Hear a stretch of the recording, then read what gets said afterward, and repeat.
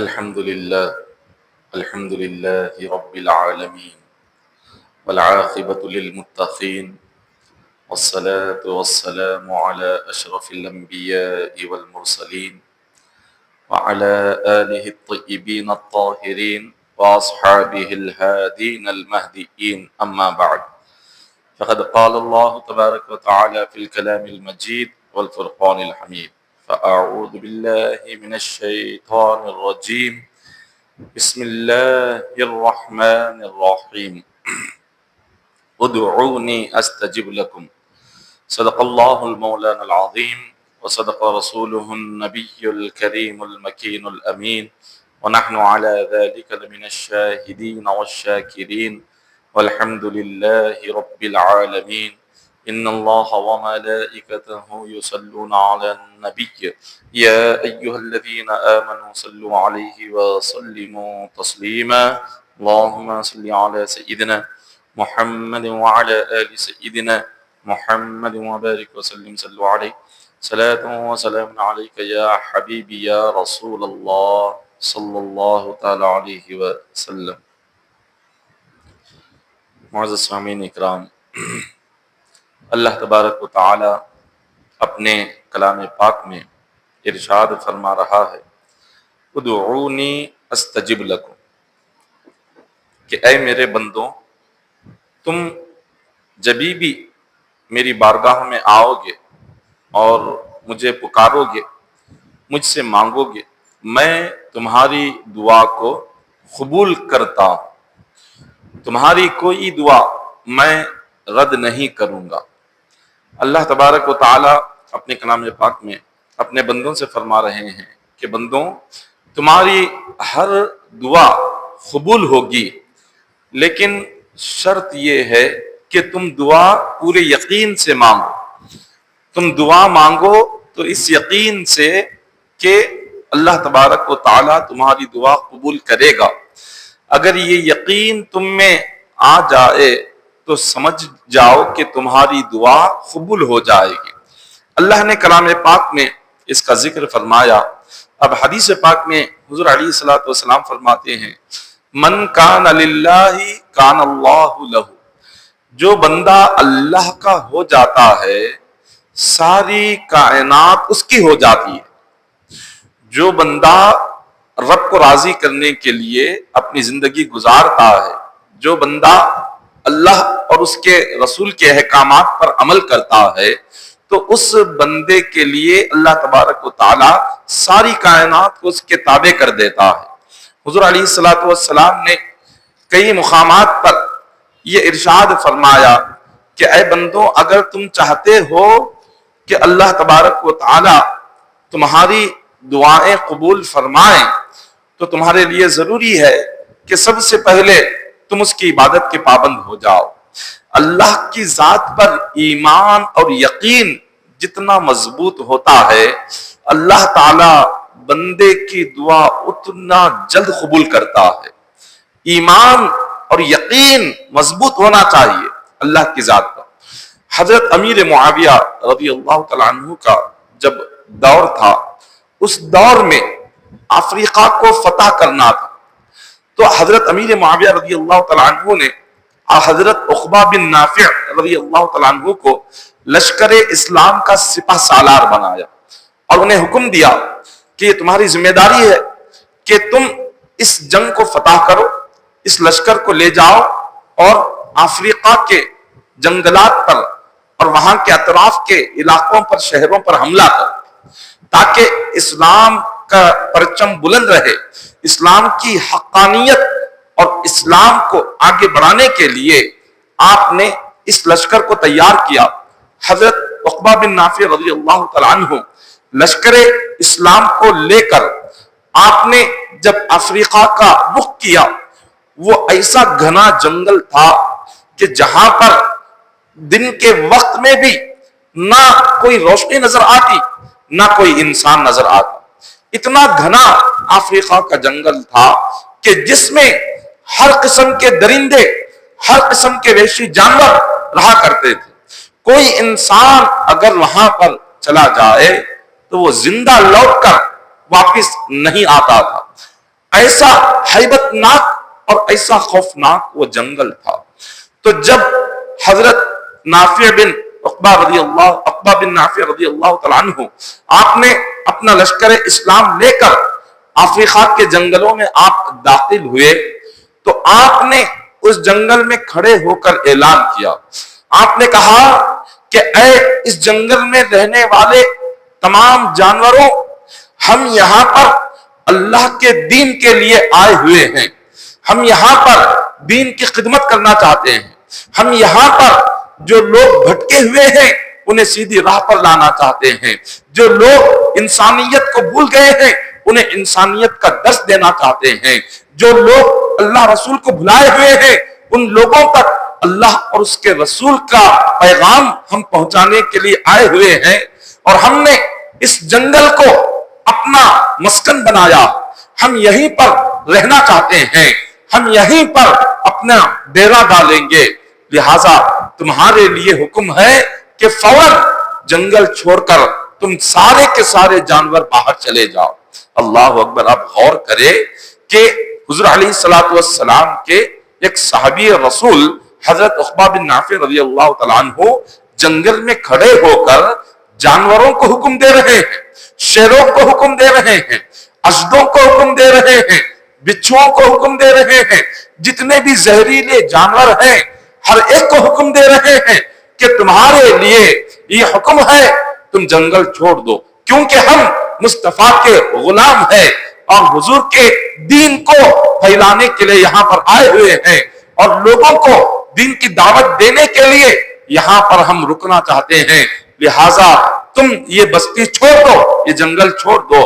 بس اتنا سننا تھا، ایک غلام مصطفیٰ کی زبان سے جب جانوروں نے یہ سنا، سارے جانور اپنے بچوں کو لے کر وہ جنگل سے باہر آنے لگ گئے، شیر باہر آنے لگ گئے، اور جتنے بھیڑیے تھے بھیڑیے باہر آ گئے، جتنے ہاتھی تھے ہاتھی باہر آ گئے، اور جتنے وحشی جانور تھے وہ اپنے بچوں کو ساتھ لے کر وہ قطاروں میں وہ باہر نکل رہے ہیں۔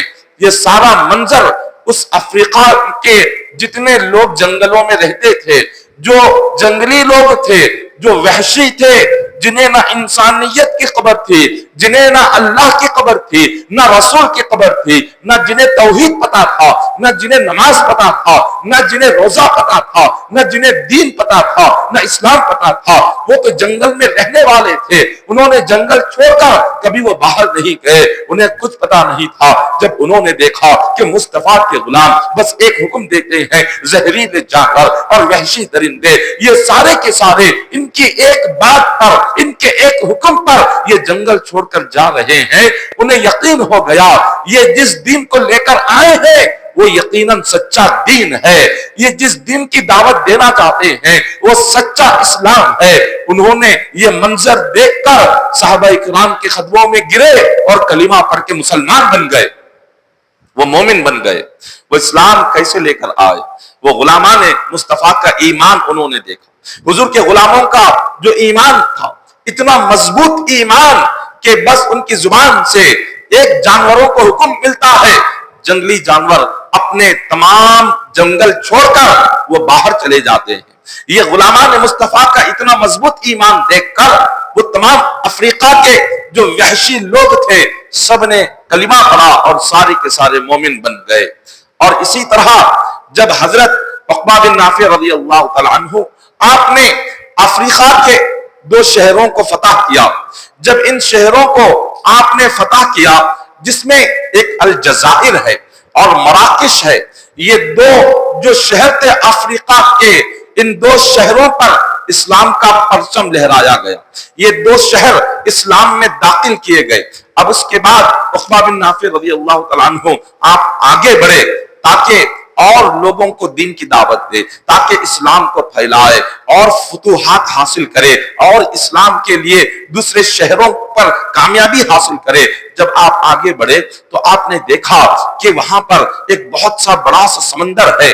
یہ جو سمندر تھا، آپ نے دیکھا کہ اس سمندر کو ہمیں پار کرنا ہے، اور اس سمندر کو پار کر کے دوسرے کنارے پر افریقہ کے ایک اور بھی شہر ہیں، ان شہروں تک پہنچنا ہے، وہاں کے لوگوں کو بھی دین کی دعوت دینی ہے، وہاں کے لوگوں کو بھی اسلام کی طرف بلانا ہے۔ تو حضرت عقبہ بن نافع رضی اللہ تعالیٰ عنہ نے کیا کیا؟ اپنے گھوڑے کے اگلے پیروں کو آپ نے سمندر میں ڈال دیا۔ اپنے ساتھیوں سے بھی کہا کہ اپنے گھوڑوں کے اگلے پیر یہ سمندر میں ڈال دے۔ ساتھی عرض کرنے لگے کہ حضرت عقبہ بن نافع سے کہا کہ حضور، ہم اپنے گھوڑوں کو جب سمندر میں لے جائیں گے، پانی میں لے جائیں گے، تو یہ گھوڑے ڈوب جائیں گے، ہم بھی ڈوب جائیں گے، ہمیں ایک کنارے سے دوسرے کنارے پر پہنچنا ہے، ہم کیسے پہنچے؟ حضرت عقبہ بن نافع رضی اللہ تعالیٰ عنہ آپ فرماتے ہیں، اے میرے ساتھیوں، اپنے گھوڑوں کو لے کر اس سمندر کے پانی میں آؤ۔ جب سارے ساتھی سمندر کے پانی میں آ گئے، آپ نے کہا اپنے دونوں ہاتھ اللہ کی بارگاہ میں اٹھاؤ۔ جب سب ساتھیوں نے اللہ کی بارگاہ میں ہاتھ اٹھائے، حضرت عقبہ بن نافع اللہ کی بارگاہ میں عرض کرتے ہیں، اے مالک و مولا، ہم یہاں پر اس سمندر پر جو کھڑے ہوئے ہیں، ہمارے آنے کا مقصد کوئی دنیاوی مقصد نہیں ہے، کوئی دنیاوی فائدہ حاصل کرنا نہیں ہے، ہم یہاں اس لیے آئے ہیں تاکہ تیرے دین کو پھیلائے، تاکہ گمراہ لوگوں کو ہدایت کا راستہ بتائیں، تاکہ ان لوگوں کو حضور کی تعلیمات سکھائیں، تاکہ تیرا دین پھیلائے۔ ہم تیرے دین کی خاطر اپنا گھر چھوڑ کر اور اپنا کاروبار چھوڑ کر، اپنی اولاد کو چھوڑ کر، اپنے بیوی کو چھوڑ کر، اپنی تمام کی تمام راحت اور سکون کی زندگی قربان کر کے ہم سے تیرے دین کے لیے یہاں پر آ کر کھڑے ہوئے ہیں۔ اب مولا تیرا کام ہے اس دریا سے ہمیں پار کرا کے ایک کنارے سے دوسرے کنارے پر لے جانا۔ ہم اپنے گھوڑوں سے مولا اس پانی پر آ رہے ہیں، ہمارے گھوڑوں کو پانی میں ڈوبنے نہ دینا، بلکہ ہمارے گھوڑوں کو اس سمندر کے پانی پر ایسے چلانا جیسے ہمارے گھوڑے زمین پر چلتے ہیں۔ بس اتنا کہا اور اپنے ساتھیوں سے کہا اپنے سارے گھوڑے پانی میں ڈال دو۔ جب سارے کے سارے صحابہ کرام تابعین اسلام کی خاطر اپنے گھوڑوں کو لے کر جب پانی میں ڈالتے ہیں، جب پانی پر وہ چلنے لگتے ہیں، اللہ تبارک و تعالی ان کے ایمان کی طاقت ایسی تھی کہ مولا نے نہ ان کے گھوڑوں کو ڈوبنے دیا، نہ ان صحابہ کرام کو ڈوبنے دیا، بلکہ سارے کے سارے سمندر پر اپنے گھوڑوں کو ایسی تیز رفتار سے دوڑا کر لے گئے جیسے کوئی زمین پر گھوڑے دوڑا کر لے جاتا ہے۔ سمندر پر بھی سو ایسے حکومت چلاتے تھے، سمندر پر بھی صحابہ کرام کا حکم چلتا تھا۔ انہوں نے جیسے ہی اللہ سے دعا کی، سمندر کے پانی کی مجال نہیں تھی جو انہیں ڈبا سکے، وہ سمندر کے اوپر اپنے گھوڑے لے کر ایک کنارے سے دوسرے کنارے پر پہنچ گئے۔ ایمان دیکھیے کتنا مضبوط ہوتا ہے جب اللہ کی ذات پر بندے کا ایمان مضبوط ہو، اللہ کی ذات پر جب بندے کا یقین مضبوط ہو تو نہ سمندر اس کو ڈبا سکتا ہے، نہ کوئی جانور اس پر حملہ کر سکتا ہے، نہ آگ اس کو جلا سکتی ہے، کائنات کا کوئی ذرہ بندے کو نقصان نہیں پہنچا سکتا جب تک بندے کا ایمان اللہ پر مضبوط ہو۔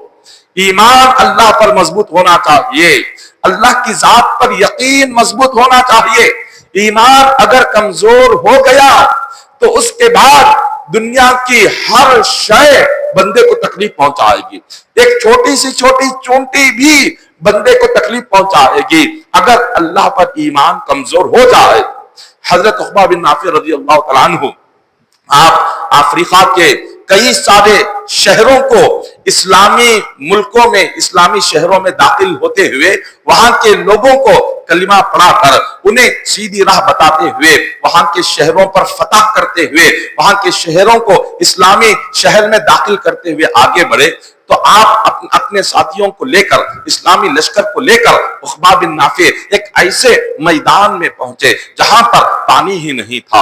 اب ساتھیوں کو سخت پیاس لگ رہی تھی، آپ کے ساتھی آئے اور حضرت عقبہ بن نافع سے کہا کہ حضور، ہم اللہ اور اس کے رسول کے دین کی خاطر ہم نے کئی ساری قربانیاں دی، ہم جنگل میں گئے، لیکن اللہ نے، آپ نے جیسے ہی اللہ کی بارگاہ میں دعا کی اور جنگلی جانوروں سے کہا کہ فوراً یہ جنگل چھوڑ دو، ہم یہاں رہنا چاہتے ہیں، ہم مصطفیٰ کے غلام ہیں، حضور کے صحابہ ہیں۔ اتنا سن کر سارے جانوروں نے جنگل کو چھوڑ دیا، آپ سمندر پر گئے، سمندر کو آپ نے حکم دیا کہ اے سمندر، ہم کوئی عام لوگ نہیں ہیں، ہم دنیا دار نہیں ہیں، ہم دین دار ہیں، ہم دین مصطفیٰ کو پھیلانے کے لیے آئے ہوئے ہیں، لوگوں کے دلوں میں دین کی عظمت پیدا کرنے کے لیے آئے ہیں، گمراہ لوگوں کو سیدھی راہ لانے کے لیے آئے ہیں۔ تو سمندر نے ہمیں راستہ دے دیا، اب ہم بڑے سخت پیاسے ہیں، اب ہم کیا کریں، ہم اپنی پیاس کو کیسے مٹائیں؟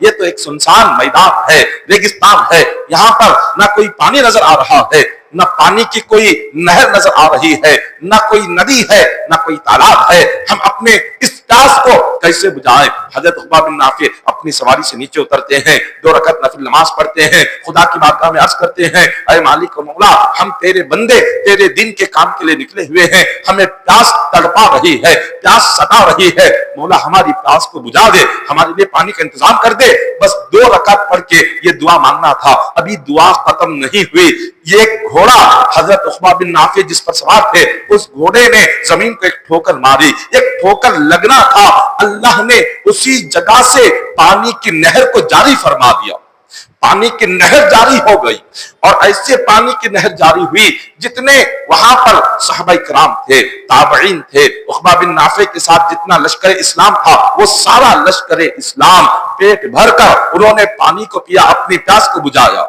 تو یہ اللہ والے، اللہ نے انہیں کیا طاقت عطا فرمائی؟ یہ کون سی طاقت تھی کہ جن کی زبان سے ایک لفظ نکل جائے اللہ تعالیٰ اسی وقت میں پورا کر دیتا تھا؟ وہ کون سی طاقت تھی کہ اگر یہ پانی کو حکم دے، پانی ان کے لیے راستہ دے دیتا تھا؟ یہ کون سی طاقت تھی اگر یہ جانوروں کو حکم دے دیتے، جنگل کے زہریلے جانور ان کا حکم سن کر یہ جنگلوں سے باہر آ جاتے تھے؟ ان کے پاس ایک ہی طاقت تھی، اور وہ طاقت ایمان کی طاقت تھی، وہ طاقت اللہ پر یقین کی طاقت تھی، وہ طاقت اللہ پر بھروسہ کرنے کی طاقت تھی۔ اللہ کی ذات پر ایمان جتنا مضبوط ہوگا، اللہ تعالیٰ بندے کو غیبی طاقت اور قوت عطا فرمائے گا۔ اللہ کی غیبی طاقت بندے کو اس وقت میں ملتی ہے جب بندہ اللہ پر مکمل طریقے سے یقین کرتا ہے، اللہ پر مکمل طریقے سے ایمان رکھے تو اللہ اسے غیبی مدد عطا فرماتا ہے، خدا فرشتوں سے اس کی مدد فرماتا ہے۔ اور جب بندے کا ایمان کمزور ہو جائے تو اس کے بعد اللہ کی کوئی طاقت بندے کو نصیب نہیں ہوتی، اللہ کی مدد نصیب نہیں ہوتی۔ یہی وجہ ہے کہ جب ہم اللہ کی بارگاہ میں اپنی تکالیف اور مصیبتوں کے وقت میں جب اللہ سے دعا کرتے ہیں کہ مولا ہمیں اس سے نجات عطا فرما، ہمیں اس تکالیف سے چھٹکارا عطا فرما، تو اللہ تعالیٰ ہمیں کیوں ان مصیبتوں سے چھٹکارا نہیں دیتا؟ اللہ تعالیٰ کیوں ہمیں ان تکلیفوں سے نجات نہیں دیتا؟ ہم مانگتے رہتے ہیں مگر اللہ تبارک و تعالیٰ کیوں ہمارے مانگی ہوئی چیزوں کو عطا نہیں کرتا؟ ہماری دعاؤں کو کیوں قبول نہیں کرتا؟ اس کی وجہ یہ ہے کہ اللہ تبارک و تعالیٰ بندے سے فرماتا ہے کہ اے بندے، اگر تو چاہتا ہے میں تیری بات مانوں تو میری بات مان، اگر تو میری بات مانے گا تو میں تیری بات مانوں گا۔ اللہ تعالیٰ بندے سے کہتا ہے کہ بندے تو میری بات مان، میں تیری بات مانوں گا۔ ہم کیا کرتے ہیں؟ اللہ کو مانتے ہیں مگر اللہ کی بات کو نہیں مانتے۔ اللہ کو مانتے ہیں، کہتے ہیں کہ اللہ ایک ہے، وہ ہر چیز پر قدرت رکھتا ہے، ساری کائنات کو اسی نے پیدا کیا، وہی رب ہے، سب کو رزق وہی دیتا ہے، سب کو روزی وہی دیتا ہے، ساری کائنات کا وہ رب پیدا کرنے والا وہی رب ہے۔ ہم یہ اللہ کو ماننا ہے، یہ اللہ کو ماننا ہے۔ اب یہ تو ہم نے اللہ کو مان لیا لیکن ہم اللہ کی بات کو نہیں مانتے۔ اللہ کی بات کیا ہے؟ اللہ کا حکم کیا ہے؟ خدا بندوں سے فرماتا ہے اے بندوں، جب تم مجھے مان رہے ہو، مجھے خدا مان رہے ہو، مجھے رب مان رہے ہو، تو میرا حکم ہے تمہارے لیے آؤ میری بارگاہ میں اپنا سر جھکاؤ، لیکن ہم اس کی بات نہیں مانتے۔ وہ رب کہتا ہے کہ اے بندے، جب تم مجھے اپنا رب مان چکے، جب تم مجھے اپنا خالق و مالک مان چکے، جب تم مجھے ساری کائنات کا پیدا کرنے والا مان چکے، آؤ پن وقتہ نماز میرے گھر میں ادا کرو۔ ہم اس کو ادا نہیں کرتے۔ رب حکم دیتا ہے بندے صدقہ کرو، ہم نہیں کرتے۔ رب حکم دیتا ہے بندے خیرات کرو، ہم نہیں کرتے۔ مولا حکم دیتا ہے کہ بندوں قرآن پڑھو، ہم اس کو نہیں پڑھتے۔ مولا حکم دیتا ہے کہ اے بندوں میرا ذکر کرو، ہم وہ ذکر نہیں کرتے۔ رب فرماتا ہے اے بندوں گناہ نہ کرو، ہم وہ کام کرتے ہیں۔ اللہ جن باتوں سے روکتا ہے ہم وہ کام کرتے ہیں۔ اللہ جن باتوں کو کرنے کا حکم دیتا ہے ہم وہ کام نہیں کرتے۔ اسی لیے اللہ فرماتا ہے اے بندے جب تو میری بات نہیں مانے گا تو میں تیری بات کیسے مانوں؟ جب تو میری نہیں مانتا تو میں تیری کیسے مانوں؟ اگر تو میری مانے گا تو میں تیری مانوں گا۔ حضرت ابراہیم علیہ السلام کی زندگی کو دیکھیں۔ حضرت ابراہیم علیہ السلام کو اللہ نے کیا کہا؟ سب سے پہلے اللہ نے فرمایا کہ ابراہیم نمرود کی آگ میں کود جاؤ، میرا حکم ہے۔ ابراہیم علیہ السلام نے اللہ کے حکم پر نمرود کی آگ میں کود گئے۔ اللہ تبارک و تعالیٰ نے حکم دیا اے ابراہیم نمرود اور اس کی کافر قوم کے خلاف ڈٹ کر کھڑے ہو جاؤ۔ ابراہیم علیہ السلام نمرود اور اس کی کافر قوم کے خلاف ڈٹ کر کھڑے ہو گئے۔ رب نے حکم دیا کہ اے ابراہیم نمرود اور اس کے قوم جن بتوں کی عبادت کر رہی ہے انہیں برا بھلا کہو۔ ابراہیم علیہ السلام نے اپنی ساری قوم اور اپنے وقت کے بادشاہ کے بتوں کے خلاف آپ نے برا بھلا کہا۔ رب نے فرمایا کہ اے ابراہیم جاؤ ان بتوں کو توڑ دو۔ ابراہیم علیہ السلام گئے ان بتوں کو توڑ دیا۔ رب نے حکم دیا اے ابراہیم جس جگہ تمہارا وطن ہے اس وطن کو چھوڑ دو، اپنے گھر کو چھوڑ دو۔ حضرت ابراہیم علیہ السلام نے رب کے حکم پر اپنا وطن چھوڑا، گھر چھوڑ دیا۔ پھر اللہ کا حکم آیا کہ ابراہیم اپنے بیوی بچوں کو لے جاؤ، ایک سنسان ریگستان میں چھوڑ کر آؤ۔ رب کے حکم پر بیوی بچوں کو لے جاتے ہیں، سنسان ریگستان میں چھوڑ کر آتے ہیں۔ پھر رب تبارک و تعالیٰ دوبارہ حکم دیتا ہے اے ابراہیم اپنے لخت جگر اپنے بیٹے کو لے جاؤ اور قربان کر دو اور ان کے گلے کو کاٹ دو، ان کے گلوں کو کاٹ دو۔ اللہ کے حکم پر وہ اپنے بیٹے کو لے جاتے ہیں اور اس کام کو بھی کرنے کے لیے تیار ہو جاتے ہیں۔ پھر اللہ تبارک و تعالیٰ اس طرح آپ کو جو جو حکم دیتا گیا آپ وہ سارے احکامات پر عمل کرتے گئے۔ جب سارے اللہ کے حکم کو مان لیا، اللہ کی ساری باتوں کو مان لیا، اب ابراہیم علیہ السلام اللہ کی بارگاہ میں عرض کرتے ہیں مولا تو نے جو جو کہا میں نے تیری ہر بات کو مانا، تیرا جو جو حکم تھا میں نے ہر حکم کو مانا۔ اب مولا میری باری ہے، اب میں بھی تجھ سے کچھ مانگنا چاہتا ہوں۔ رب نے فرمایا کہ ابراہیم آؤ مانگو، تو میں نے جو کہا تم نے کیا، اب تم جو مانگو گے تمہیں عطا کیا جائے گا۔ ابراہیم علیہ السلام فرماتے ہیں اے مالک و مولا میں نے تیرے حکم پر اپنے بیوی بچوں کو سنسان ریگستان میں چھوڑا ہے، مولا اس جگہ کو امن والا شہر بنا دے، اس جگہ کو امن والا شہر بنا دے۔ اللہ نے فرمایا کہ ابراہیم تمہاری دعا قبول ہو گئی، میں مکہ کو ایسا شہر بناؤں گا جتنا امن مکے میں آئے گا اتنا امن اور سکون روئے زمین پر کہیں نہیں رہے گا۔ پھر ابراہیم علیہ السلام نے دعا کی اے مالک و مولا تو نے جو حکم دیا میں نے کیا، میری ایک دوسری دعا ہے۔ رب نے پوچھا بتاؤ کیا ہے؟ وہ عرض کرتے ہیں اے الہ العالمین ربی حبلی اے مالک و مولا بلدن آمنا ورزق اہلہ من الثمرات من آمن منہم باللہ والیوم الآخر۔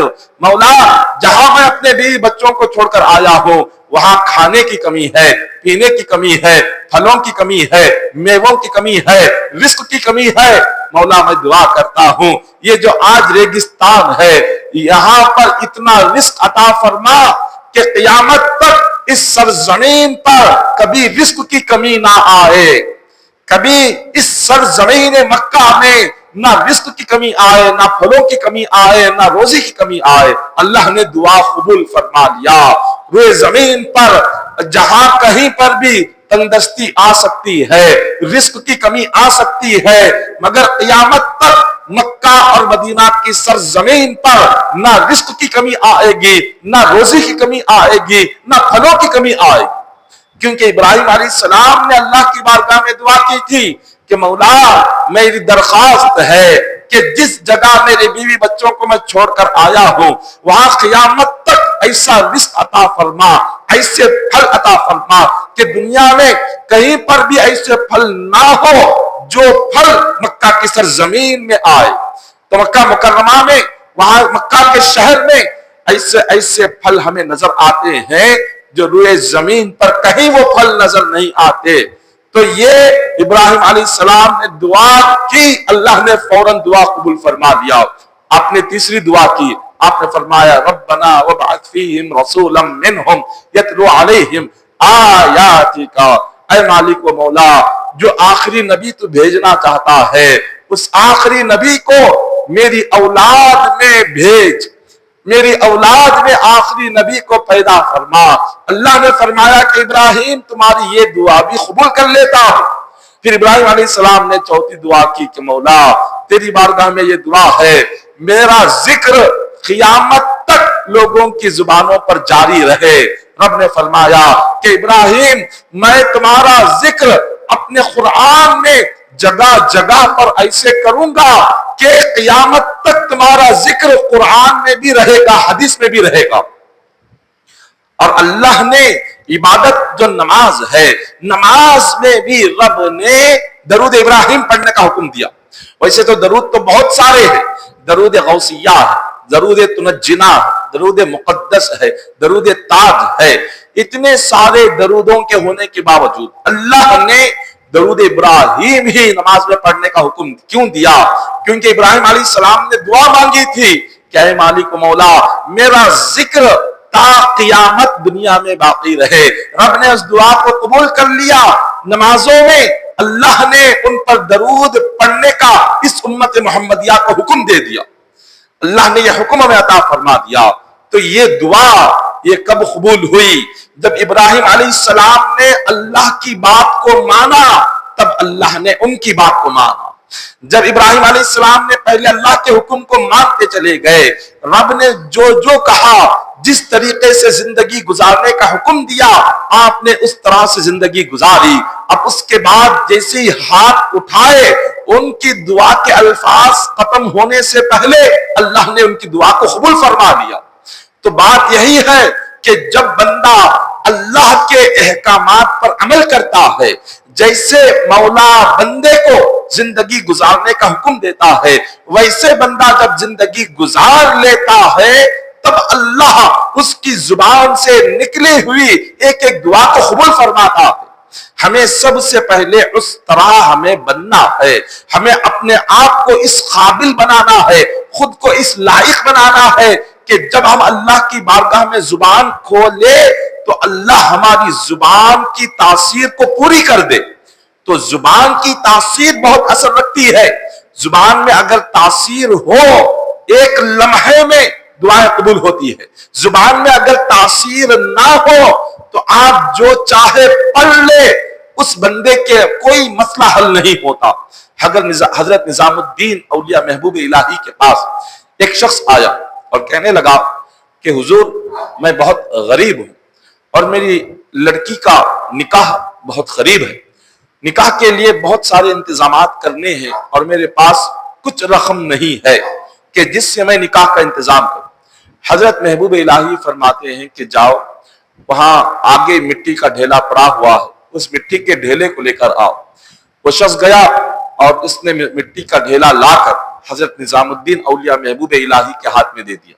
حضرت محبوب الہی نے اس مٹی کے ڈھیلے کو لیا، آپ نے 3 مرتبہ سورہ اخلاص قل هو اللہ احد پڑھا اور اس ڈھیلے پر دم کیا۔ جیسے ہی آپ نے دم کیا وہ مٹی کا ڈھیلا سونا بن گیا۔ وہ سونا بننا ہی تھا کہ آپ نے اس غریب شخص کو بلایا، کہا اس کو بازار میں بیچ دو اور اس کی جو رقم آئے گی اس سے اپنی بیٹی کا نکاح کر دو۔ وہ شخص خوش ہو کر سیدھے اپنے گھر گیا، اپنی بیوی سے کہا آج سارا گھر پاک و صاف کر دو اور گھر کے اطراف جتنے ڈھیلے ہیں مٹی کے ڈھیلوں کو آج گھر میں جمع کر دو۔ بیوی پریشان ہو گئی، اس نے کہا کہ آپ کہہ رہے ہیں سارا گھر پاک و صاف کر دو اور ساتھ میں یہ بھی کہہ رہے ہیں کہ مٹی کے ڈھیلوں کو جما کر، یہ تو مٹی کے ڈھیلے گھر میں ہوں تو ہم اس کو نکال کر گھر صاف کرتے ہیں، پاک کو صاف کر کے باہر سے مٹی کے ڈھیلے لا کر اگر گھر میں رکھیں گے تو گھر دوبارہ گندا ہو جائے گا۔ شوہر نے کہا کہ تمہیں یہ راز پتا نہیں ہے جو میں کہہ رہا ہوں، میری اس بات پر عمل کرو، تمہیں تھوڑی دیر میں پتا چل جائے گا کہ میں یہ کیوں کہہ رہا ہوں۔ شوہر کے کہنے پر بیوی نے گھر کی صاف صفائی کی اور گھر کے اطراف محلے میں جو مٹی کے ڈھیلے تھے وہ سارے ڈھیلے لا کر گھر میں جمع کر دیا۔ شوہر نماز عشاء پڑھ کر وہ مصلی بچھا کر بیٹھ گیا، ایک ایک ڈھیلا لیتا گیا اور اس پر سورہ اخلاص قل هو اللہ احد کا سورہ پڑھتا گیا اور اس پر دم کرتا گیا۔ اس نے ایک مرتبہ پڑھ کے دم کیا، سونا نہیں ہوا، دوسری مرتبہ پڑھ کے دم کیا، وہ ڈھیلا سونا نہیں بنا، تیسری مرتبہ دم کیا، سونا نہیں بنا۔ اس نے کئی 100 مرتبہ سورہ اخلاص پڑھتا گیا، دم کرتا گیا، کئی 100 مرتبہ ہو گئے، ساری رات اسی میں گزر گئی۔ وہ سورہ اخلاص پڑھ رہا ہے، دم کر رہا ہے، مگر وہ ڈھیلا مٹی کا مٹی ہی ہے، سونا نہیں بن رہا۔ آخر میں وہ شخص تنگ آ گیا، نماز فجر پڑھ کر حضرت محبوب الہی کی بارگاہ میں حاضر ہوا، عرض کیا کہ حضور آپ نے قرآن کا جو سورہ پڑھا 3 مرتبہ مٹی کا ڈھیلا سونا بن گیا، میں نے وہی سورہ ساری رات پڑھا اور مٹی کے ڈھیلے پر دم کیا، وہ سونا نہیں بنا، جیسا مٹی تھا ویسے ہی رہ گیا۔ حضرت محبوب الہی فرماتے ہیں کہ اللہ کے بندے، قرآن پاک کے ایک ایک آیت میں اللہ نے ایسی تاثیر رکھی ہے، اگر کسی بیمار پر پڑھ کر دم کر دے اس کو اللہ شفا عطا کر دیتا ہے، جیسا بھی بیمار کیوں نہ ہو۔ قرآن کی آیتوں میں اتنی تاثیر ہے، اگر کوئی گناہگار پڑھ لے اللہ اس کو جنتی بنا دے، ایسی تاثیر ہے۔ تو اس نے کہا جب اتنی تاثیر ہے میں ساری رات پڑھتا رہا تو پھر وہ ڈھیلا مٹی کا سونا کیوں نہیں بنا؟ تو حضرت محبوب الہی فرماتے ہیں اس میں قرآن کی آیتوں کا قصور نہیں ہے، قصور اس میں تیرا ہے۔ اللہ نے قرآن کی آیتوں میں جو برکتیں رکھی ہے وہ قیامت تک قرآن کی آیتوں میں برکتیں ہمیشہ رہیں گی، اس کی برکتیں کبھی کم نہیں ہوں گی، اس کی برکتیں کبھی ختم نہیں ہوگی، لیکن اس میں قصور تیرا ہے۔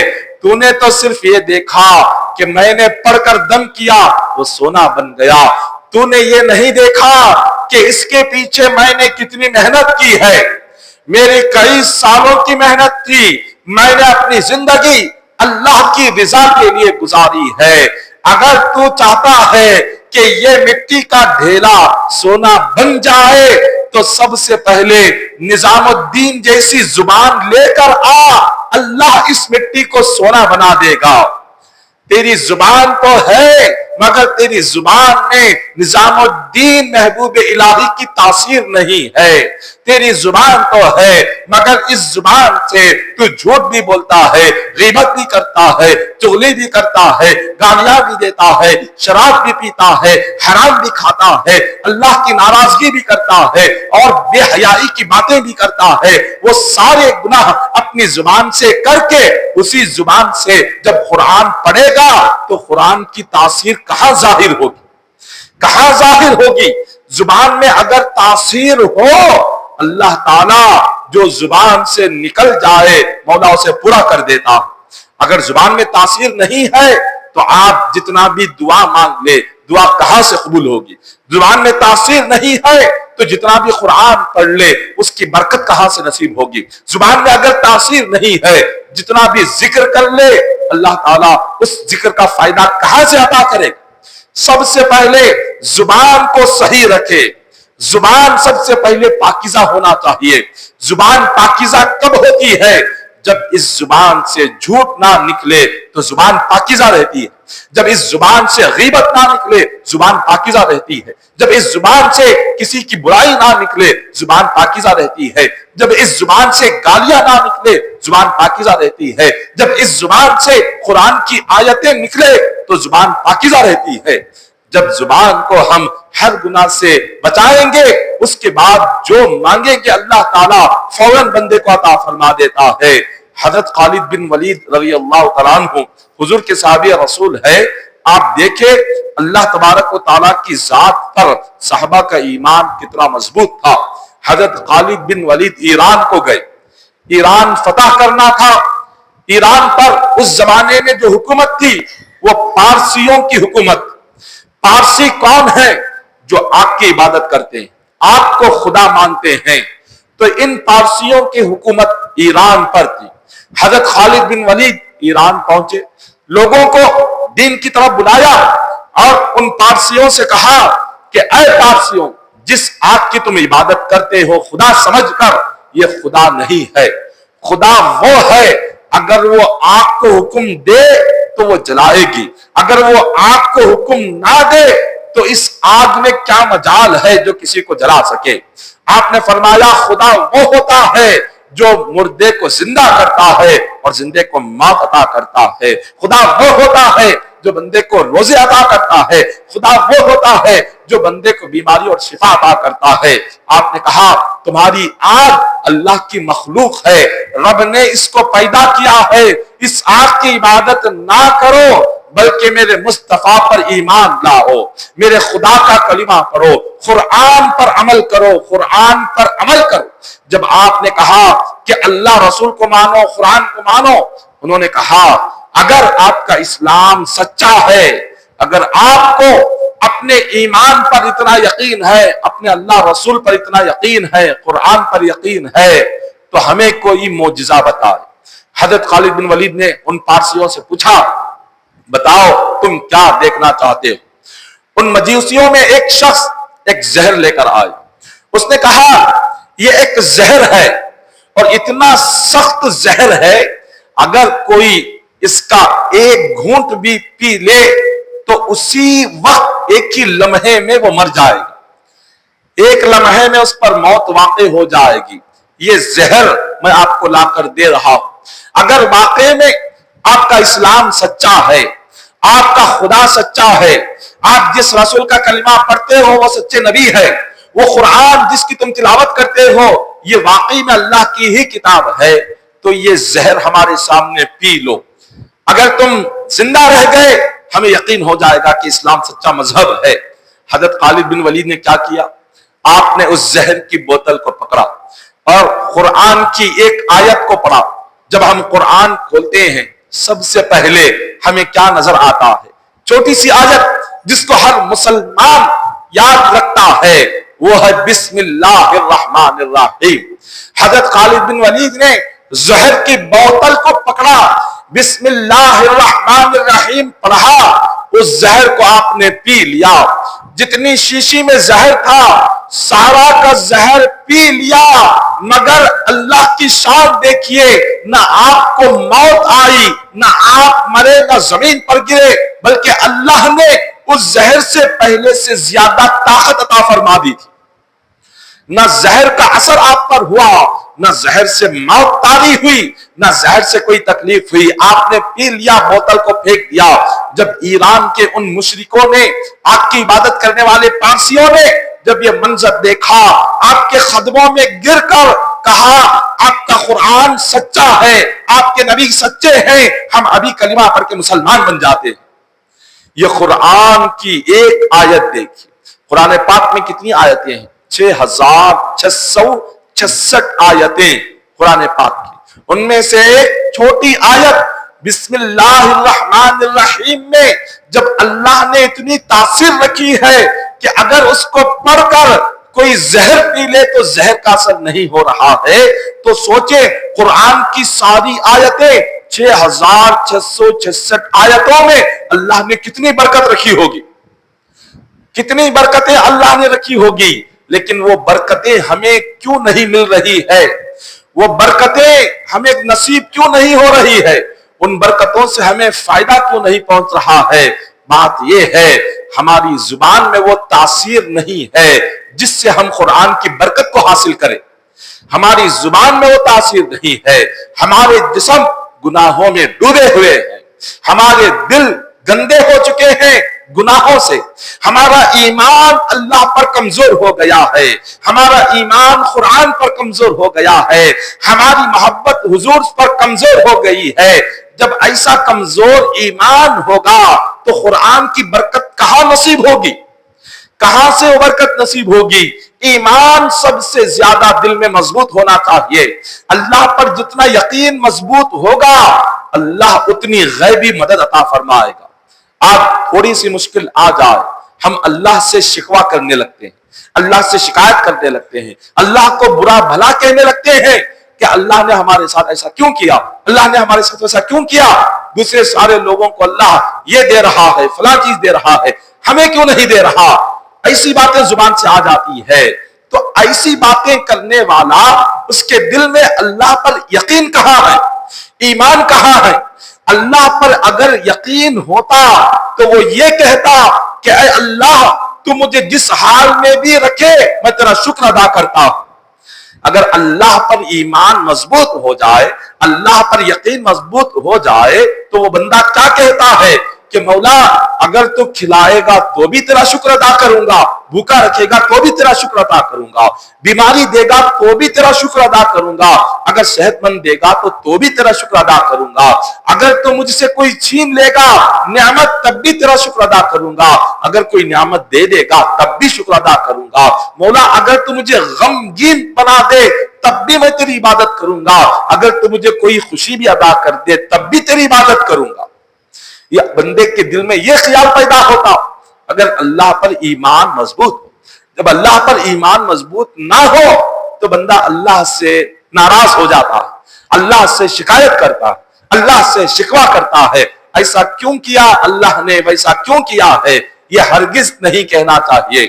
ایک بادشاہ کا وزیر تھا، اللہ پر اتنا یقین تھا کہ جو بھی اس کے ساتھ ہو وہ کہتا تھا کہ اللہ جو کرتا ہے اچھے کے لیے کرتا، جو کرتا ہے اللہ اچھے کے لیے کرتا ہے۔ ہر مومن کے دل میں یہ یقین ہونا چاہیے اللہ میرے ساتھ جو بھی کرے وہ میرے حق میں اچھا ہے، اللہ نے میری زندگی جیسے بنائی یہی میرے لیے اچھا ہے، اللہ اس کے ساتھ جو کرے بندہ یہ کہے کہ یہ میرے لیے اچھا ہے۔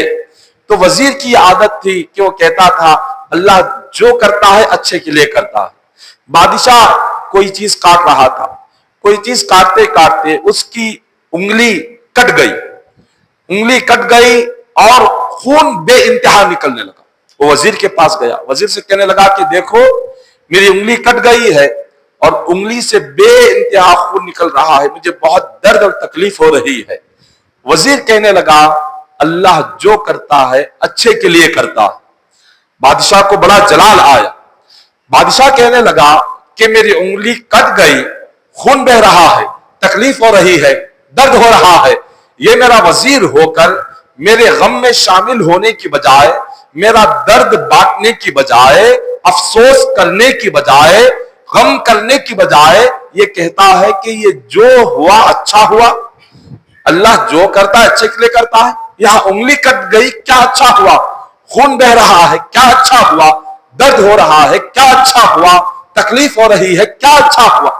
جب اس نے وزیر سے یہ پوچھا تو وزیر نے کہا کہ اے بادشاہ ہمیں پتا نہیں ہوتا لیکن اللہ جو کرتا ہے وہ اچھے کے لیے کرتا ہے، لیکن وہ اچھائی کیا ہے ہم ایک انسان کا ذہن اس کو سوچ نہیں سکتا، لیکن اللہ جو کرتا ہے اچھے کے لیے کرتا ہے۔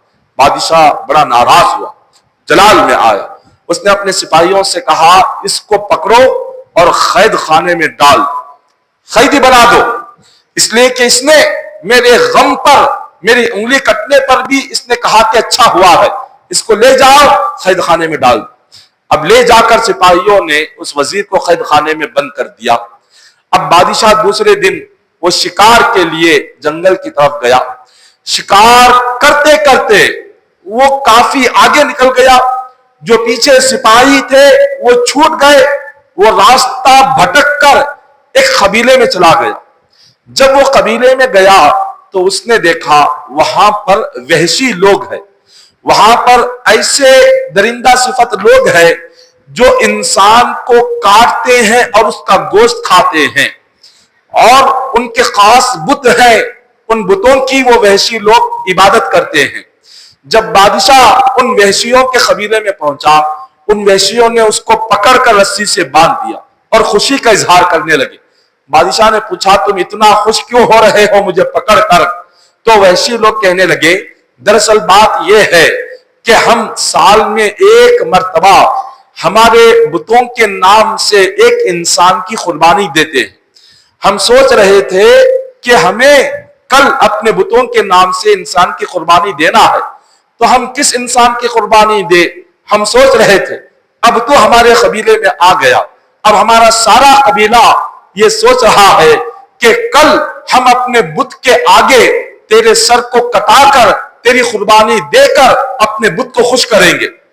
بادشاہ ڈر گیا، سہم گیا کہ یہ کیا ہو رہا ہے میرے ساتھ، کہ ایک دن کی زندگی ہے، اب بس تھوڑی دیر میں گلا کاٹ دیا جائے گا، بتوں کے آگے اس کو قربان کر دیا جائے گا۔ اسی سوچ میں تھا کہ اچانک اس قبیلے کا ایک بزرگ شخص آیا۔ اس نے آ کر اپنے قبیلے کے لوگوں سے پوچھا کہ یہ کون شخص ہے جس کو تم نے درخت سے باندھا ہے؟ قبیلے کے لوگوں نے کہا کہ یہ کوئی اجنبی ہے، راستہ بھٹک کر قبیلے میں آ گیا، ہم نے سوچا ہمارے بتوں کے نام سے کل اسی کی قربانی ہم دے دیں۔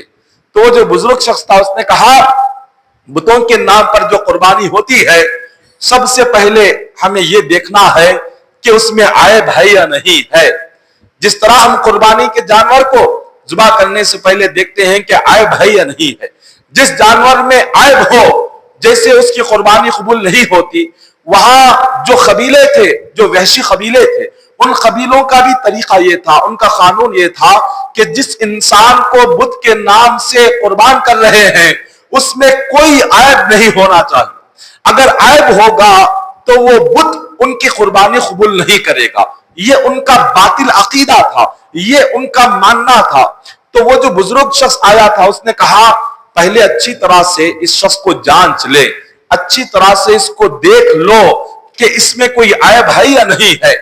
اب قبیلے کے لوگ اس کو جانچنے لگے، اس کے چہرے کو دیکھا، چہرے میں کوئی عیب نہیں نکلا، دانتوں کو دیکھا، دانتوں میں کوئی عیب نہیں نکلا، آنکھ کو دیکھا، آنکھ میں کوئی عیب نہیں نکلا، کان کو دیکھا، کان میں کوئی عیب نہیں نکلا، اس کی پیٹھ کو دیکھا، کوئی عیب نہیں نکلا، اس کے پیٹ کو دیکھا، کوئی عیب نہیں نکلا، پیر اور سینوں کو دیکھا، کوئی عیب نہیں نکلا۔ جب اس کے ہاتھوں کی انگلیوں کو دیکھنے لگے تو ایک انگلی کٹی ہوئی نظر آئی۔ جیسے ہی دیکھا کہ ایک انگلی کٹی ہوئی ہے تو اس وحشی قبیلے کے سردار نے کہا کہ اس کی انگلی کٹی ہے، اس کے اندر عیب آ گیا، اب اس عیب والے انسان کو اپنے بت کے سامنے قربانی دیں گے تو ہمارا بت اس کی قربانی قبول نہیں کرے گا۔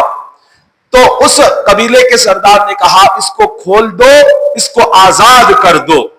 بادشاہ نے جب یہ بات سنی وہ وہاں سے آزاد ہوا، جان بچ گئی، سیدھے اپنے وزیر کے پاس قید خانے میں آیا، اپنے سپاہیوں سے کہا اس کو رہا کرو۔ رہا کرنے کے بعد اس کو گلے سے لگایا اور اس سے کہا کہ اے میرے وزیر تو جو کہتا تھا بالکل صحیح کہتا تھا، اللہ تبارک و تعالی بندے کے ساتھ جو کرتا ہے اچھے کے لیے کرتا ہے، اگر اس دن اللہ میری انگلی کو نہیں کاٹتا آج میری گردن کو کاٹ دیا جاتا تھا۔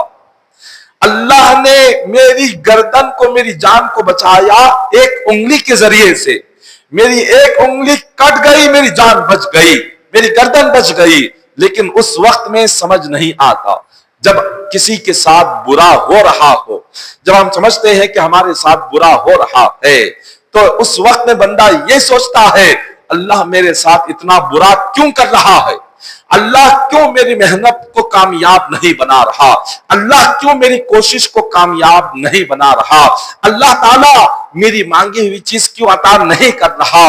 لیکن اللہ تبارک و تعالیٰ کو پتا ہوتا ہے کب کس بندے کو کیا عطا کرنا ہے، کب کس بندے کو کیا دینا ہے، اللہ کو بہتر معلوم ہوتا ہے۔ اللہ تعالیٰ اپنے بندوں سے 70 ماہوں سے بڑھ کر محبت رکھتا ہے، 70 ماہوں سے بڑھ کر اللہ بندے سے محبت رکھتا ہے۔ جب کوئی بچہ اپنی ماں سے کوئی چیز کا کھانے کی ضد کرے، بچہ یہ سمجھتا ہے جس چیز کو میں کھانا چاہتا ہوں میرے لیے اچھا ہے، لیکن ماں کو پتا ہوتا ہے اگر یہ چیز میں اس کو دے دوں گی، اگر یہ کھائے گا یہ بیمار ہو جائے گا، اس کی صحت بگڑ جائے گی۔ تو بچے کے مانگنے پر ماں صحت بگڑنے والی چیزیں نہیں کھلاتی، وہ بار بار مانگتا ہے، روتا ہے، ماں اس کو مارتی ہے، مگر جو چیز وہ مانگ رہا ہے ماں وہ نہیں دیتی۔ وہ کیوں نہیں دیتی؟ کیونکہ ماں کو پتا ہوتا ہے جو چیز بیٹا مانگ رہا ہے اگر اس کو دے دوں گی اس کی صحت بگڑ جائے گی، یہ بیمار ہو جائے گا۔ اس بچے کو پتا نہیں ہوتا، وہ بس تھوڑی دیر کا مزہ دیکھتا ہے۔ بندے کا بھی یہی حال ہے، بندہ جب اللہ سے مانگتا ہے بندے کو پتا نہیں ہوتا جو چیز میں مانگ رہا ہوں اس چیز میں کیا میرے لیے بہتر ہے، کیا میرے لیے بہتر نہیں ہے۔ اللہ بہتر جانتا ہے بندے کے لیے کیا اچھا ہے کیا برا ہے، بندے سے زیادہ اللہ بہتر جانتا ہے کہ بندے کے لیے کیا اچھا ہے کیا برا ہے۔ جو چیز ہم اللہ سے مانگ رہے ہو ہمیں وہ نہ ملے تو یہ سمجھ جائے یہ چیز ہمارے حق میں اچھی نہیں تھی، یہ چیز ہمارے لیے بری تھی، اسی لیے اللہ نے یہ عطا نہیں کیا۔ اگر اچھی ہوتی تو اللہ عطا کر دیتا۔ تو ہر دعا بندہ جو بھی دنیا میں مانگے اللہ اسے قبول کرتا ہے، کوئی دعا بیکار نہیں جاتی، کوئی دعا رد نہیں ہوتی۔ وہ اپنی زندگی میں پیدائش سے لے کر موت تک اللہ سے جو مانگے اللہ ہر دعا قبول کرتا ہے، مگر اس کے قبول کرنے کے درجے ہوتے ہیں۔ درجے کیا ہے؟ پہلا درجہ دعا کے قبول ہونے کا یہ ہوتا ہے بندہ جو مانگے اگر وہ اچھا ہے بندے کے لیے اللہ وہ عطا کر دیتا۔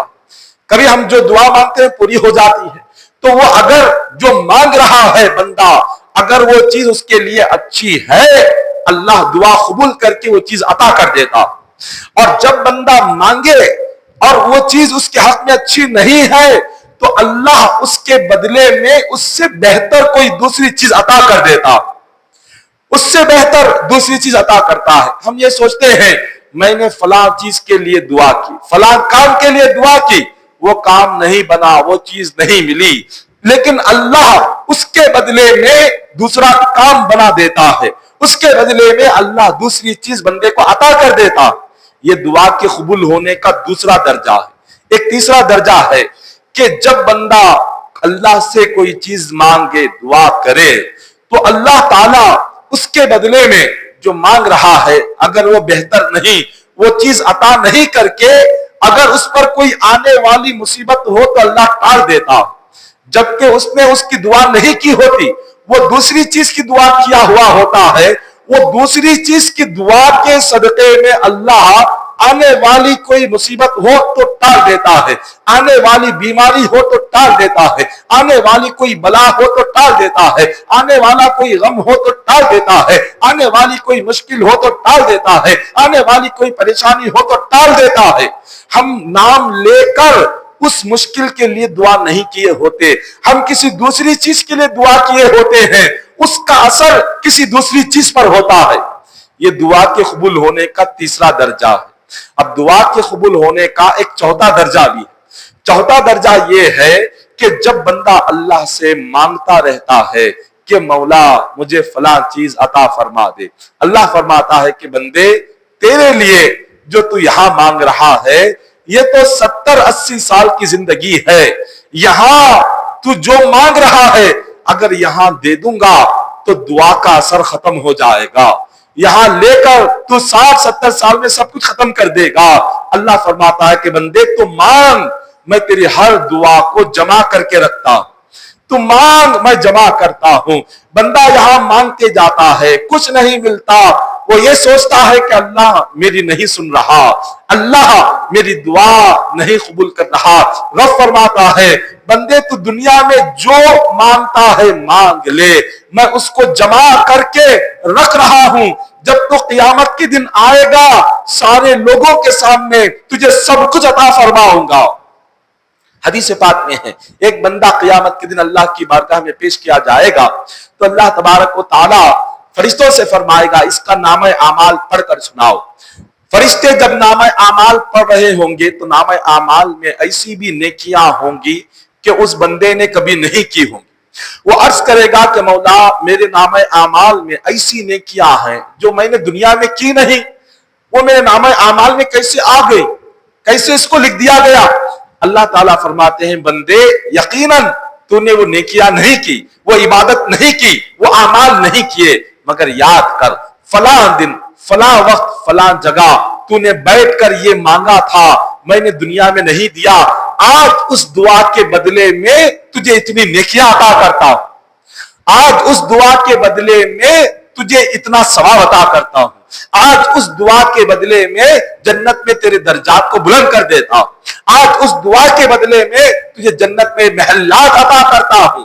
وہ نعمتیں اس کو نصیب ہوں گی کہ دعا جو مانگتا جاتا تھا اللہ تعالیٰ ایک ایک دعا کے بدلے میں جنت میں ایک ایک درجہ بلند فرماتا جائے گا. اللہ تبارک و تعالیٰ کو جب کسی بندے سے محبت ہوتی ہے، خدا جب کسی بندے کو چاہتا ہے، اگر وہ بندہ نمازی ہو، اکثر کبھی آپ نے دیکھا ہوگا کہ ایک نمازی بندہ، متقی بندہ، پرہیزگار بندہ اللہ کی بارگاہ میں وہ مانگ رہا ہے، دعا کر رہا ہے، مگر کچھ نہیں مل رہا. ایک بندہ ہے بے نمازی ہے، شرابی ہے، سود خور ہے، جھوٹا ہے، مکار ہے، عیار ہے، اس کو اللہ سب کچھ عطا کر رہا، وہ مانگے تو بھی مل رہا ہے، نہ مانگے تو بھی مل رہا. ایک نیک بندہ، پرہیزگار بندہ، پنج وقتہ نمازی بندہ، تہجد گزار بندہ رب سے مانگ رہا ہے، مگر اس کو نہیں مل رہا، اس کی دعا قبول نہیں ہو رہی. اس کی وجہ کیا ہے؟ وجہ یہ ہوتی ہے اللہ تعالیٰ جب کسی بندے سے محبت کرتا ہے، خدا جس کو پسند کرتا ہے، ایسا بندہ جب دعا کے لیے ہاتھ اٹھائے، اللہ فرشتوں سے فرماتے ہیں اے فرشتوں میرا محبوب بندہ میری بارگاہ میں آیا ہوا ہے، میرا پسندیدہ بندہ میری بارگاہ میں آیا ہے، جب یہ دعا مانگتا ہے اس کی دعا سے مجھے بہت خوشی ہوتی ہے، اس کی دعا کو میں بہت پسند کرتا ہوں، میں اس کے مانگنے کو بہت پسند کرتا ہوں. مولا فرشتوں سے فرماتے ہیں اے فرشتوں یہ جو مانگ رہا ہے اس کو نہ دینا، اگر اس کو دے دیا تو واپس چلا جائے گا، پھر نہیں آئے گا. جو مانگ رہا ہے اس کو مل گیا، پھر دعا کے لیے ہاتھ نہیں اٹھائے گا. میں اس کے ہاتھ دعا کے لیے اٹھتا ہوا دیکھنا چاہتا ہوں، میں اس کو مانگتا ہوا دیکھنا چاہتا ہوں، میں اس کو روتا ہوا دیکھنا چاہتا ہوں، اس کو گر گراتا ہوا دیکھنا چاہتا ہوں. اس کی آواز بہت پسند ہے، اس کی دعا بہت پسند ہے. فرشتوں سے فرماتا ہے اے فرشتوں اس کو جلدی نہ عطا کرو، اس کو دیر عطا کرو تاکہ یہ بار بار میرے پاس آتا جائے، میں اس کو دیکھتا جاؤں، خوش ہوتا جاؤں. خدا جس سے خوش ہوتا ہے، جس کو پسند کرتا ہے، اس کی زندگی خوشیوں سے نہیں بھرتا، اس کی زندگی تکلیفوں سے بھرتا ہے. حضور علیہ السلام کے پاس ایک صحابی آئے، عرض کیا کہ حضور میں آپ سے محبت کرتا ہوں. حضور نے فرمایا سوچ سمجھ کر کہو، یہ بہت بڑی نعمت ہے. انہوں نے کہا کہ حضور میں سچے دل سے آپ سے محبت کرتا ہوں، اللہ رسول کو میں چاہنے والا بندہ ہوں، اللہ رسول سے محبت کرنے والا بندہ ہوں. حضور نے فرمایا اگر تمہاری محبت سچی ہے، تم واقعی میں سچے اللہ رسول سے محبت کرنے والے ہو تو تیار ہو جاؤ. تمہاری زندگی میں ایسی تکلیفیں آئیں گی جیسے پہاڑ کی اونچائی سے بارش پڑے تو بارش کا پانی پہاڑ کی اونچائی سے جتنا تیزی سے نیچے آتا ہے اتنا تیزی سے تمہاری زندگی میں تکلیفیں آئیں گی، مشکلات آئیں گی، بیماریاں آئیں گی، غم آئے گا، تمہاری زندگی آسان نہیں گزرے گی. ایک نیک بندے کی زندگی پریشانیوں سے گھری ہوتی ہے اور گناہگار، شرابی، عیاش، جواری ایسے کی زندگی میں اللہ سب کچھ دے دیتا ہے وہ جو مانگتا ہے. کیوں دیتا ہے؟ اللہ فرشتوں سے فرماتا ہے کہ یہ جو سود خور، یہ جو بے نمازی، یہ شرابی جو میرے پاس آ رہا ہے میں اس کو اپنی دہلیز پر دیکھنا پسند نہیں کرتا. فرشتوں یہ جو مانگتا ہے دے دو، میرے دروازے سے دور کر دو، دوبارہ یہ میرے پاس نہ آئے. اللہ اسے اپنے دروازے سے دور کر دیتا ہے، اس کو آنے نہیں دیتا، اسی لیے اس کو فوراً جو چاہیے عطا کر کے اپنی دہلیز سے دور کر دیتا ہے. یہ اللہ تبارک و تعالیٰ کا عجیب و غریب معاملہ ہے. ہم نہیں سمجھتے، ہماری عقل، ہماری سوچ، ہماری سمجھ وہاں تک نہیں جاتی. ہم بس ہماری سوچ دنیا کی حد تک رہتی ہے. ہم دنیا کی حد تک سوچتے ہیں. دنیا سے بڑھ کر ہماری سوچ آخرت کی طرف نہیں جاتی. ہماری سوچ خبر کی طرف نہیں جاتی. ہماری سوچ اللہ رسول کی محبت کی طرف نہیں جاتی. تو مولا جس سے محبت کرتا ہے، پسند کرتا ہے، اسے دیر سے دیتا ہے، تکلیفیں جلد عطا کرتا ہے، مصیبتیں جلد عطا کرتا ہے، بیماریاں جلد عطا کرتا ہے، نعمتیں دیر سے ادا کرتا ہے.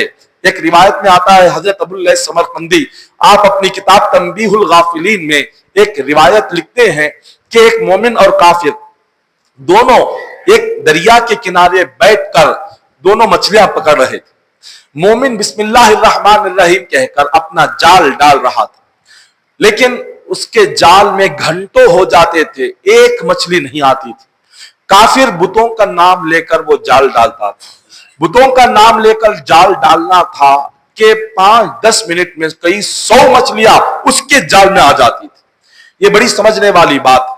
آج ایک مسلمان اس کو سمجھ جائے، اس کا ایمان مضبوط ہو جائے گا کہ کافر بتوں کی عبادت کرنے والا، سجدہ کرنے والا بتوں کو، اس کی زندگی آج کیا عالی شان طریقے سے گزر رہی ہے. اور اللہ کے آگے سجدہ کرنے والا، خدا کو ماننے والا، توحید کو ماننے والا، مصطفیٰ کی رسالت کو ماننے والا، اس کی زندگی میں کتنی مشکلات اور پریشانیاں. اس حکایت اور روایت سے یہ مسئلہ حل ہو جائے گا. تو جب وہ بتوں کا نام لے کر جال ڈال رہا ہے، کئی 100 مچھلیاں آ رہی ہے. یہ بندہ بسم اللہ الرحمن الرحیم پڑھ کر، اللہ کا نام لے کر، قرآن کی آیت پڑھ کر جال ڈال رہا ہے.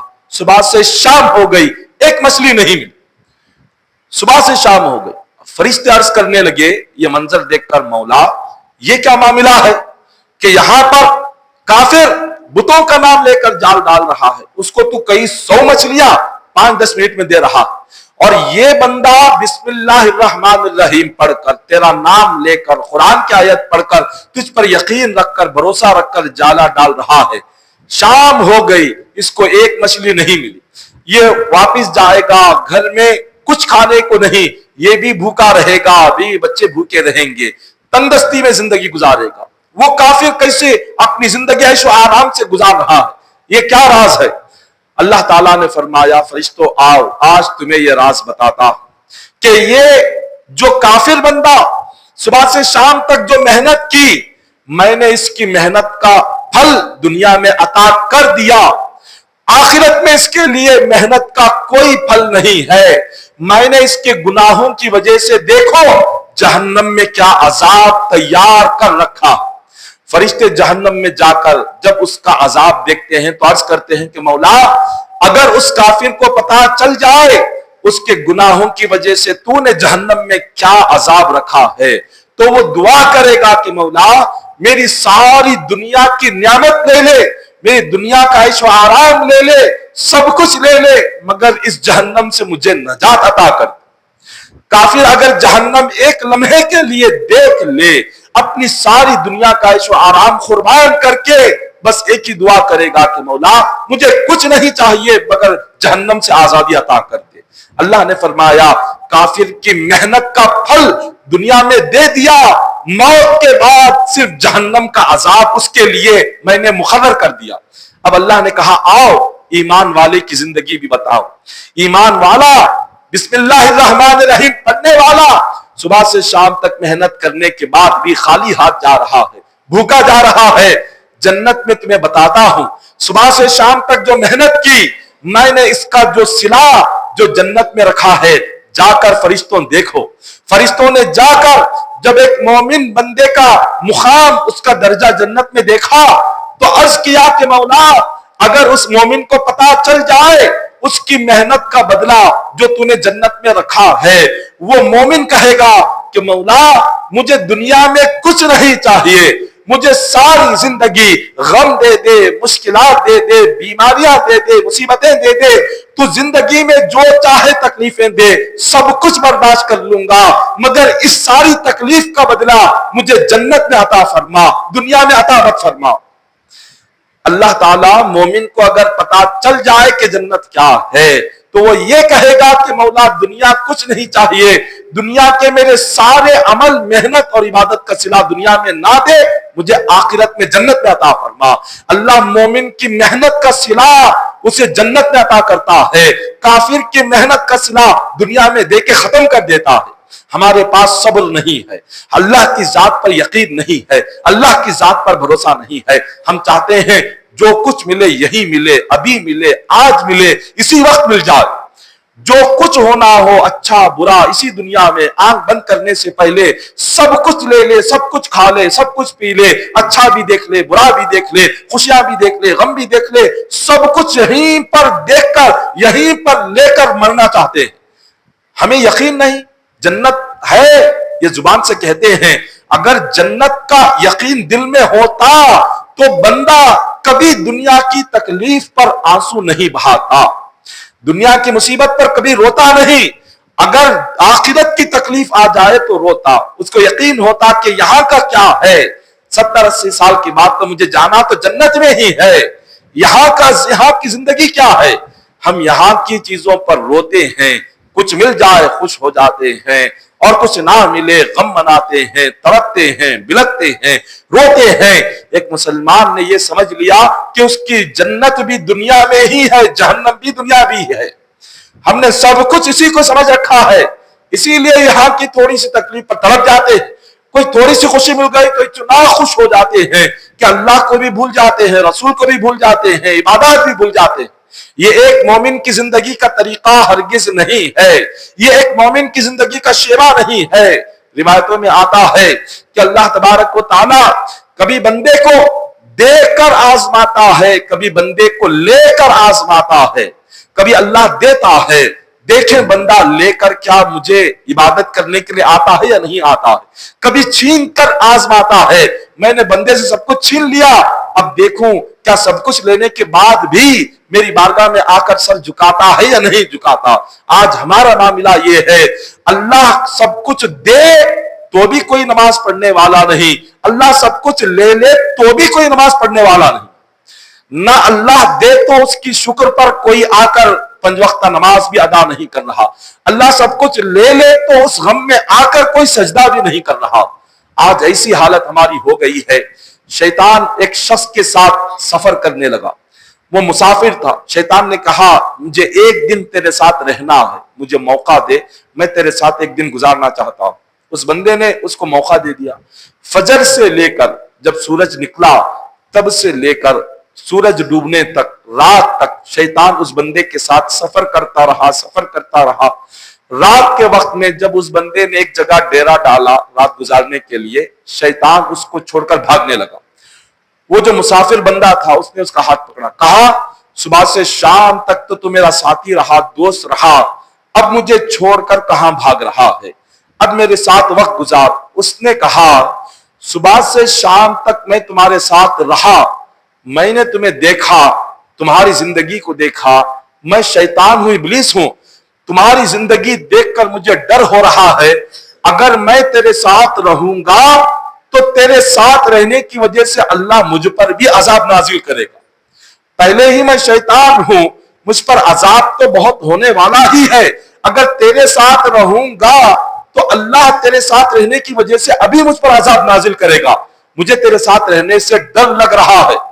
اب وہ جو بندہ تھا اس نے کہا تو شیطان ہے، سارے انسان تجھ سے ڈرتے ہیں اور تو مجھ سے ڈر رہا ہے، بتا میں نے ایسا کیا کیا جس کی وجہ سے تجھے مجھ سے ڈر لگ رہا ہے۔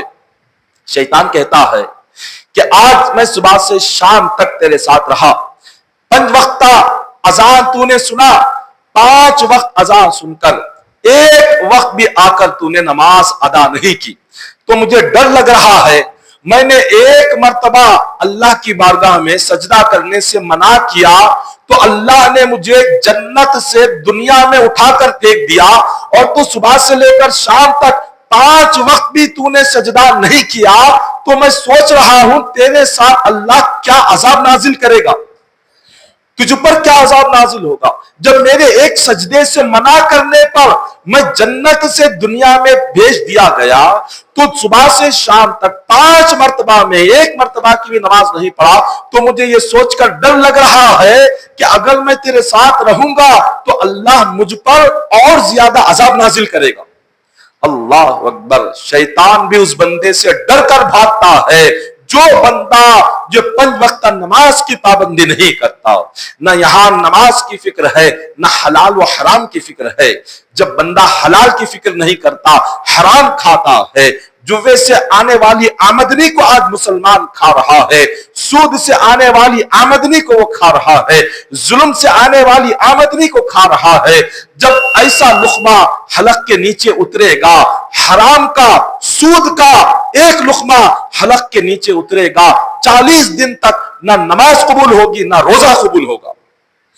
سود سے آج کتنے مسلمان نوجوان، بوڑھے، عورتیں، کئی سارے سود پر ان کے گھر چل رہے ہیں، ان کی اولادیں سود کے مال سے پل رہی ہیں۔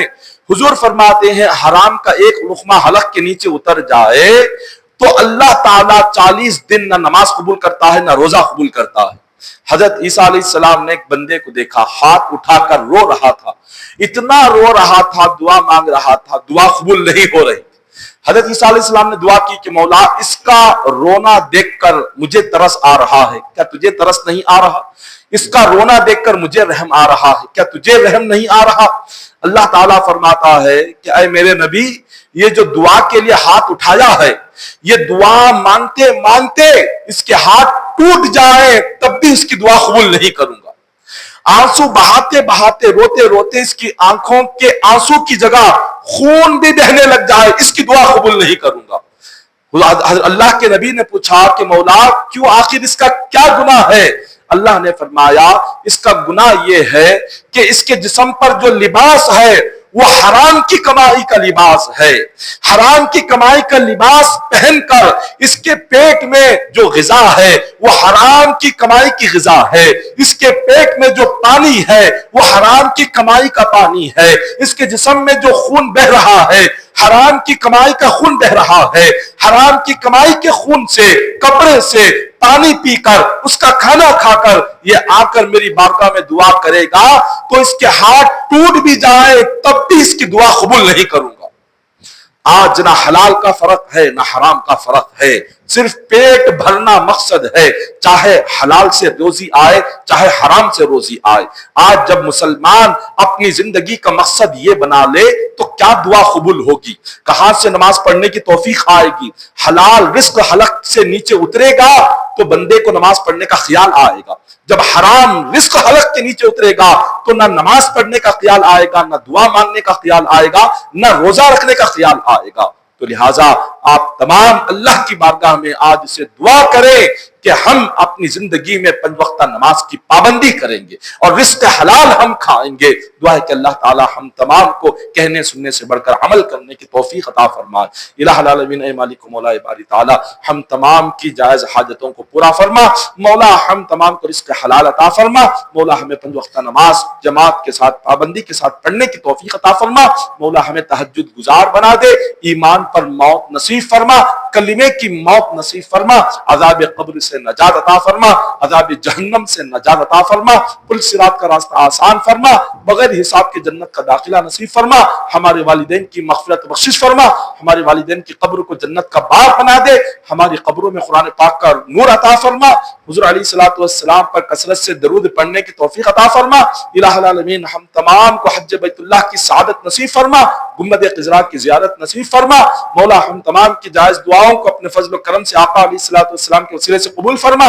ان اللہ ملائکۃ یصلون علی النبی ایھا الذین آمنوا صلوا علیہ وسلموا تسلیما، اللهم صل علی سیدنا محمد وعلى ال سيدنا محمد وبارك وسلم صلوا عليه صلاة وسلام عليك يا حبيبي يا رسول الله صلى الله تعالى عليه وسلم۔ حسبنا الله حسبنا الله حسبنا الله نعم الوكيل نعم المولى ونعم النصير، سبحان ربك رب العزة عما يصفون وسلام على المرسلين والحمد لله رب العالمين۔